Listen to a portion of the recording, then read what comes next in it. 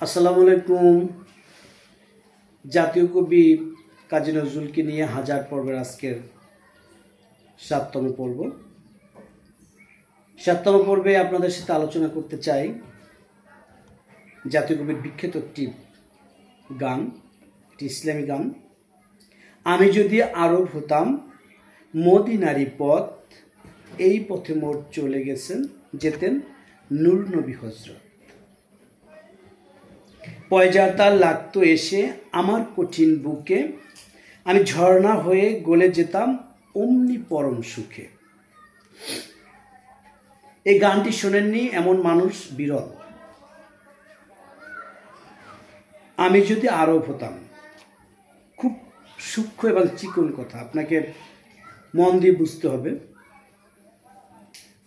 কবির স্বপ্ন, কবির চেতনা,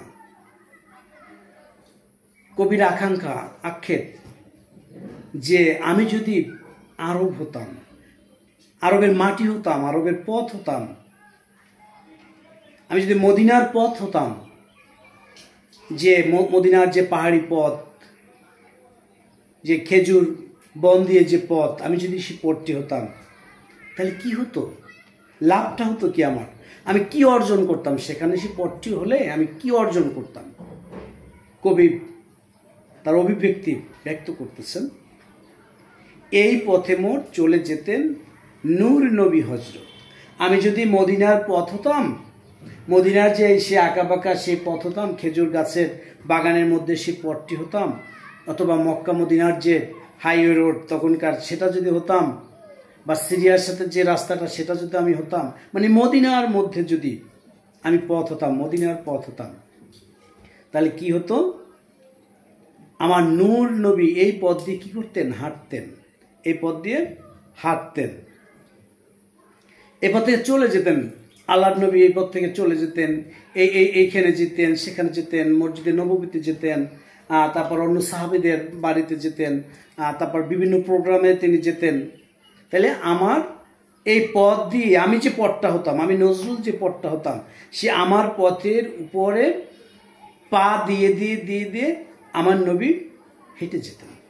সেই কথাটি কবি আপনি চিন্তা করেন কতটা জ্ঞান এবং কতটা রাসূলের প্রতি ভালোবাসা থাকলে, আমি জ্ঞানও বলবো না, যে কতটা রাসূলের প্রতি প্রেম থাকলে, ভালোবাসা থাকলে, ভালোবাসার মানুষের প্রতি ভালোবাসা থাকলে যে এই কথাগুলোকে এত সুন্দরভাবে ফুটিয়ে তোলা যায়। যে আমি যদি আরব হতাম মদিনারি পথ, এই পথে মোর চলে যেতেন নূর নবী হজরত। আপনি দেখবেন মানুষ যাকে ভালোবাসে, মানুষ কিন্তু তার কথাই বেশি শুনতে বা বলতে ভালোবাসে। এটা কিন্তু আপনি খেয়াল করবেন, প্রতিটা মানুষ বা ভালোবাসা মানুষটার কথা বলতে বা শুনতে তার কিন্তু খুব ভালো লাগে। তো আমি দেখেছি যে আমাদের জাতীয় কবির জীবনে যত নাতে রাসূল লেখা, যত বিশ্ব সাহিত্যে এইভাবে খুব কম কবিরই আল্লাহ রাসূলের সামনে এইভাবে নাতে রাসূল লেখা খুব কম রয়েছে। যেমন আপনি দেখবেন সেটা আল্লামা ইকবাল, তার ব্যাপার আলাদা, হাফিজ তার ব্যাপারে, তারপর আমাদের কবি শেখ সাদী রহমতুল্লাহ আলাইহি, তার এই ধরনের অনেক কবি আছে যে আল্লাহ রাসূলের সামনে তাদের লেখার মান, আমাদের নজরুলের মান মনে হয় তাদের চেয়েও অনেক অনেক অনেক বেশি মনে হয়। কি সুন্দরভাবে এত হামদে নাত বা রাসূল সাল্লাল্লাহু আলাইহি ওয়াসাল্লামের যে প্রশংসা, নাতে রাসূল, আমার মনে হয় রাসূল সাল্লাল্লাহু আলাইহি ওয়াসাল্লামকে গভীরভাবে প্রকাশ করার জন্যে আল্লাহ পাক নজরুলকে সৃষ্টি করেছেন। এটা আমার মনে হয়, এটা আমার একটা ধারণা। তো এত সুন্দর আপনি রাসূল সাল্লাল্লাহু আলাইহি ওয়াসাল্লাম নিয়ে নাতগুলো যদি আপনি দেখেন, আপনি সবই দেখেন, আপনারা সবই জানেন, তারপর আপনি যদি গভীরভাবে উপলব্ধি করতে যান, আপনি দেখবেন তোরা দেখে যা আমেনা মায়ের কোলে। কি সুন্দর কথা! রাসূল সাল্লাল্লাহু আলাইহি ওয়াসাল্লামকে নিয়ে যে কি চমৎকার চমৎকার তার অভিব্যক্তি রয়েছে। আমি যদি আরব হতাম মদিনারি পথ, এই পথে মোর চলে যেতেন নূর নবী হজরত। রাসূল সাল্লাল্লাহু আলাইহি ওয়াসাল্লামকে নিয়ে যে কত কথা এই আমাদের জাতীয় কবি বলেছেন, লিখেছেন, আমরা শুনছি সারা জীবন। এগুলো কিন্তু অভিভূত হয়ে যায় মাঝে মাঝে যে এটা কিভাবে সম্ভব। আমরা তো কিছুই পারছি না, কিন্তু এটা তার পক্ষে কেমনি সম্ভব? আপনি দেখেন বাংলাদেশে কোনো অনুষ্ঠান হলে, টিভিতে হোক, বেতারে হোক, অন্য অনুষ্ঠান হোক, জাতীয় কবিকে ছাড়া কিন্তু মাহফিল হয় না। মাহফিলে কিন্তু রেফারেন্স জাতীয় কবির, আল্লামা ইকবালের, তারপর আল্লামা শেখ সাদির, এদেরই কিন্তু এই তাদের নাতগুলোই কিন্তু আমরা পরিবেশন করি, কোনোটা বাংলায়, কোনোটা উর্দুতে, কোনো বা ফার্সিতে। এই তো পরের লাইনগুলো কি লিখছেন, পয়জার তার লাগতো এসে, মানে তার জুতা লাগতো এসে আমার কঠিন বুকে, আমার বুকের উপর লাগতো, আমি ঝর্ণা হয়ে গলে যেতাম অমনি পরম সুখে। আল্লাহ রাসুলের জুতো মোবারক, পয়জার কদম মোবারক যদি আমার পার উপরে, আমার বুকের উপর লাগতো, তাহলে এই বুক থেকে কি হতো, সাথে সাথে একটা ঝর্ণা বেরিয়ে যেত, একটা ঝর্ণা বেরিয়ে যেত, আমি গলে যেতাম, একটা ঝর্ণাটার মতো গলে যেত, তাই না, গলে যেত, আমার কঠিন বুকটা কি হতো, গলে যেত পরম ভালোবাসায়, স্নেহ, মমতায়, রাসুল প্রেমে গলে যেত ঝর্ণা হয়ে। সেই চিহ্ন বুকে পুরে পালিয়ে যেতাম কোহিতুরে, সেই কোহিতুরে এই চিহ্নটা নিজে দেখো দেখো যে আমার বুকে কি করছে, দয়াল নবী, নূর নবী, আমার প্রাণের নবী, আমার ভালোবাসার নবী, আমার তার পয়জার আমার বুকের উপর লেগেছে। কোহিতুরে চলে যেতাম। কোহিতুর যেভাবে ধন্য হয়েছে এখানে রূপ করতে, যে কোহিতুর যেভাবে মুসা আলাইহিস সালামকে নিয়ে ধন্য হয়েছিল পুরে, ঠিক তেমনি আল্লাহ রাসূলের যদি কদম মোবারক, তার পয়জার আমার বুকে লাগতো, আমি কোহিতুরের মতো ধন্য হয়ে যেতাম, ধন্য হয়ে যেতাম আমি। এই হচ্ছে আমাদের জাতীয় কবি, এই হচ্ছে আমাদের প্রাণের নজরুল, আমাদের ভালোবাসার নজরুল। আল্লাহ রাসূলের প্রেমে এতটা বিভোর ছিলেন আমাদের জাতীয় কবি, এতটা বিভোর। অনেক কথা আছে যে কথাগুলো আজকে আমি আপনাদের সামনে বললাম না, আমি বলবো এক সময়। রাসূল সাল্লাল্লাহু আলাইহি ওয়াসাল্লাম এবং আমাদের জাতীয় কবির যে প্রেমের কথোপকথন, প্রেমের যে ধারা, সেটা আমি আপনাদের সামনে আস্তে আস্তে বলবো। যেহেতু 1000 পর্ব, তো একদিন অবশ্যই ইনশাল্লাহ আমি বলবো।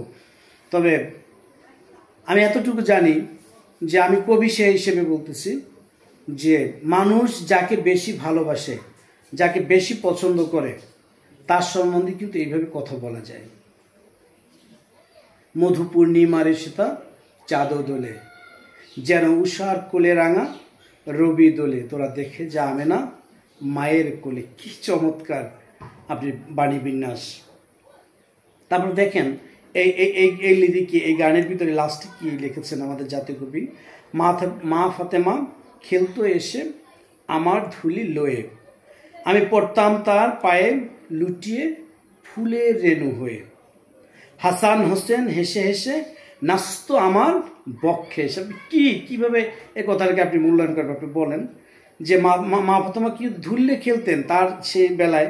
তারপর এটা আমি বাদ দিলাম, এই জিনিসটা আপনি ধরেন যে হাসান হোসেন হেসে হেসে নাচতো আমার বক্ষে এসে, আমার যে এই যে আমি যে মাটিটা হতাম মদিনার, হাসান হোসেন কি করতো, আমার এই ধুলি মাখা আমার সেই পথের উপর, আমার সেই বুকের উপরে আমি যে মাটিটা হতাম, সেই তার উপর নাচতো। কে নাচতো? হাসান হোসেন। হাসান হোসেন কে?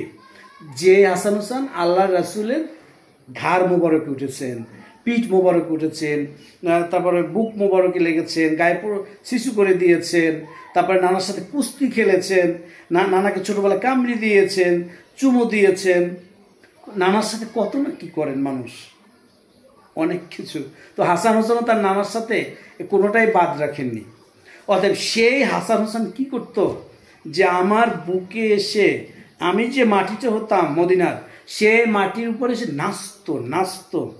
হাসান হোসেন সেখানে এসে নাচতো, হেসে হেসে আমার পক্ষে এসে নাচতো। আর হাসান হোসেন যদি আমার বুকের উপর নাচতো, তাহলে আমি নজরুল কি হয়ে যেতাম? জাহান্নামের আগুন কি আমার গায়ে লাগতো?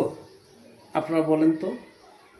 যদি আপনি মারে পথ চিন্তা করেন গভীরভাবে, যে হাসান হোসেন যে জমিনের উপরে নাচতো, খেলতো, গাইতো, যে বুকের উপরে, সেই বুকটা কি জাহান্নামে যাওয়ার বুক?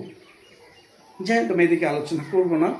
তো কবির অভিব্যক্তি কিন্তু এইভাবে, কবির চাওয়াটা কিন্তু কত গভীর। আপনি চিন্তা করেন যে কবি কতটা বাবেদিন চিন্তা করেছেন যে হাসান হোসেন আমার বুকের উপর নাচতো, আমি তো ওই মদিনার মাটিটা হলে, তাহলে আমি কি হয়ে যেতাম? নাচতো আমার বক্ষে এসে, চক্ষে আমার বইত নদী, পেয়ে সে নিয়ামত। আমি যদি সে নিয়ামতটা পেতাম, হাসান হোসেন যদি আমার বক্ষের উপরে নাচতো, সে নিয়ামত যদি আমি পেতাম, তাহলে কি হতাম? আমার চোখ দিয়ে নদী বয়ে যেত, সিন্ধুর মতো নদী বয়ে যেত, হ্যাঁ, অনেক বড় নদী বয়ে যেত আমার জন্য। আমার চোখ দিয়ে আমি নজরুল ধন্য হয়ে যেতাম। আমি নজরুলের মতো এত ধন্য পৃথিবীতে আর কেউ হতো না। তো কবি বারবার সে আক্ষেপ করেছেন যে আমি যদি আরব হতাম মদিনারি পথ, এই পথে মোট চলে যেতেন নূর নবী হজরত। আমার নূর নবী হজরত আমার এই পথ দিয়ে চলে যেতেন আমার পক্ষের উপর দিয়ে। এই আলোচনা সামান্য, আসলে এই আলোচনার এই 5 মিনিট 10 মিনিটে নজরুল কিনে আলোচনা আসলে হয় না, কিন্তু হয় কি বর্তমান মানুষ খুব বেশি আলোচনা শুনতে চায় না। আর আমাদের তো জ্ঞান ওইভাবে না, শুনবে যে আমাদেরও তো দোষ আছে, আমরা এমনই কি বলতে পারি বা জানি যেটা আমাদের কথাটা শুনবে। তারপর চেষ্টা করতেছি যাতে জাতীয় কবির এই কথাগুলোকে প্রকাশ করতে পারি। কবি নিজেও বলেছেন যে আমার কথাগুলোকে প্রকাশ করে দিও আরও। তো জাতীয় কবিকে আমাদের জ্ঞান সীমিত বলি, তার জ্ঞানের সাগরকে আমরা একটু নাড়াচাড়া দিচ্ছি যাতে মানুষ অন্তত চিনতে পারে, তার মাধ্যমে জাতীয় কবির মাধ্যমে যেন আল্লাহ আল্লাহ রসুলকে মানুষ চিনতে পারে, সব কিছু চিনতে পারে, ভেদাভেদ ভুলে যেতে পারে, এই আর কি। সাথে থাকবেন, আপনার সন্তান কোথায় রয়েছে খবর নেবেন, ভালো থাকবেন। আবার দেখা হবে পরবর্তী এপিসোডে। আল্লাহ হাফেজ, আসসালামু আলাইকুম।